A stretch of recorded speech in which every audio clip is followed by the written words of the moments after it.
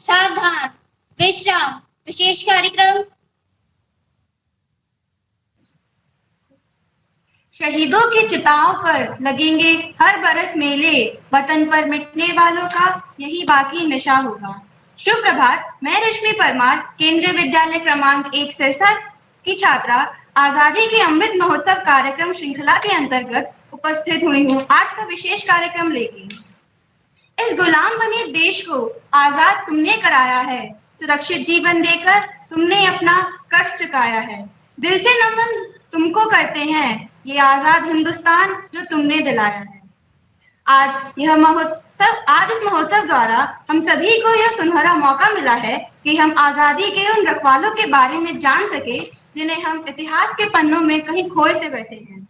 हरियाणा प्रदेश के ऐसे कुछ गुमनाम स्वतंत्रता सेनानियों में श्री छोटू राम जी, पंडित श्री राम शर्मा, पंडित नेकीराम शर्मा, राव तुलाराम जी, बाबू मूलचंद जैसे आदि महान हस्तियों के नाम आते हैं। राव तुलाराम जी का जन्म 9 दिसंबर 1825 में रेवाड़ी के रामपुरा नामक स्थान पर राव पूर्ण सिंह के घर में हुआ था।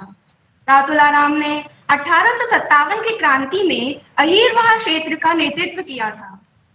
वे 1857 के प्रथम भारतीय स्वतंत्रता संग्राम के प्रमुख नेताओं में से एक। 23 सितंबर 2001 को भारत सरकार ने महाराजा राव तुलाराम की स्मृति में डाक टिकट भी जारी किया था। उनके सम्मान में बने लखनपुर कला का राव तुलाराम मेमोरियम चिकित्सालय, महाराजा राव तुलाराम मार्ग पर स्थित रक्षा अध्ययन व विश्लेषण संस्थान व महाराजा राव पॉलिटेक्निक प्रमुख हैं। इन्हीं की तरह पंडित नेकीराम शर्मा का भी इतिहास में महत्वपूर्ण योगदान है। उनका जन्म 4 सितंबर 1887 में भिवानी जिले के कलिंगा गांव में हुआ था।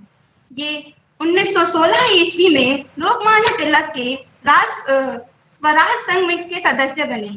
श्री राम शर्मा ने 1917 में रोहतक जिले के होम रूल आंदोलन का नेतृत्व किया था। इन्होंने संदेश नामक साप्ताहिक पत्र भिवानी से निकाला। इनका निधन 8 जून 1956 को हुआ। ये हरियाणा के सबसे पहले व सबसे बड़े स्वतंत्रता सेनानी रहे। इन्हें हरियाणा केसरी के उपनाम से भी जाना जाता है। इसी श्रेणी में एक नाम पंडित श्रीराम शर्मा का आता है। पंडित श्रीराम शर्मा का जन्म 1 अक्टूबर 1899 में झज्जर में हुआ था।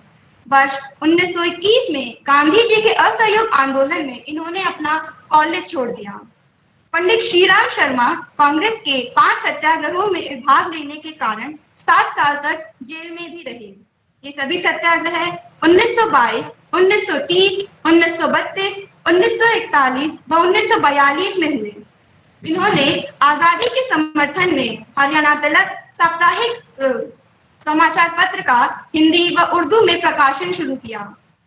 इन्होंने हरियाणा का इतिहास व हरियाणा के नवरत्न आदि जैसी कई पुस्तकें भी लिखी हैं। उनका निधन 1989 में हुआ। केवल यही नहीं, ऐसे कई नाम हैं जिनका ऋण हम कभी नहीं चुका सकते। आज इन्हीं सभी स्वतंत्रता सेनानियों के उत्तम साहस के कारण आज मैं, आप व हम सभी आजाद हिंद के निवासी हैं। इसी के साथ अंत में मैं केवल इतना ही कहना चाहूंगी कि हम आजाद हैं। ये आजादी कभी छीनने नहीं देंगे। तिरंगे की शान को हम कभी मिटने नहीं देंगे। कोई आंख भी उठाए जो हिंदुस्तान की तरफ, उन आंखों को फिर दुनिया दिखने नहीं देंगे। धन्यवाद। आपका दिन मंगलमय हो। Today I'm going to present another special item. Good morning, everyone.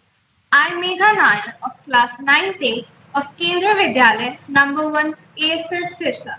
I'm going to present a speech about Rao Tularam under the Azadi Ka Amrit Mahotsav program. Rao Tularam was born on 9th December 1825 in Rampur suburb of Rewari in an Ahir family to Puran Singh and Gyan Kaur. He was hardly 15 years of age when his parents passed away. On 17th May 1857, he, along with his cousin Rao Gopal Dev and 400 to 500 of followers, deposed the local Tehsildar and occupied Devi. He raised a force of about 5,000 soldiers and set up a workshop for manufacturing the guns and other ammunition. Rao Tola Ram helped Emperor Bahadur Shah Zafar and other rebel forces who were waging war against the British in Delhi. He sent rupees 45,000 to the General Bhagat Khan 10 days before the fall of Delhi and supplied large quantities of necessary commodities and supplied 2,000 sacks of tea. Rao's forces, which were led by his cousin Rao Kishan Singh, fought against the British on 16th November 1857 in the field of Nasibpur on the outskirts of Narnaul. The first charge of the Rao Tularam's forces were irresistible and the British forces were scattered.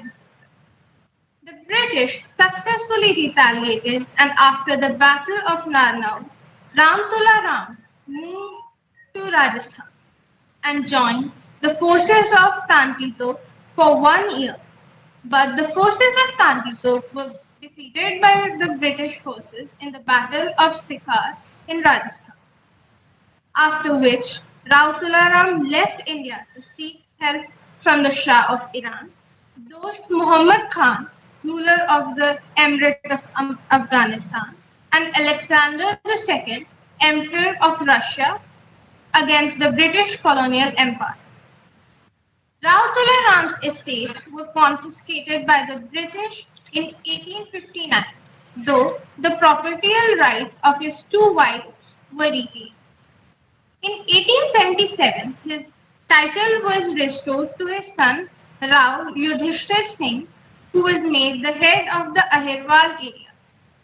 On 23rd September 1863, he died in Kabul, Afghanistan at the age of 38 due to an infection that spread throughout his body. The Government of India issued a postage stamp on 23rd September 2001 featuring Rao Tularam. And also a 2-day Shahidi Mela or the Martyrs Fair is held annually in September at Rampura Sabra of Reveri city to commemorate the death anniversary of Ram Tularam. Thank you and have a nice day.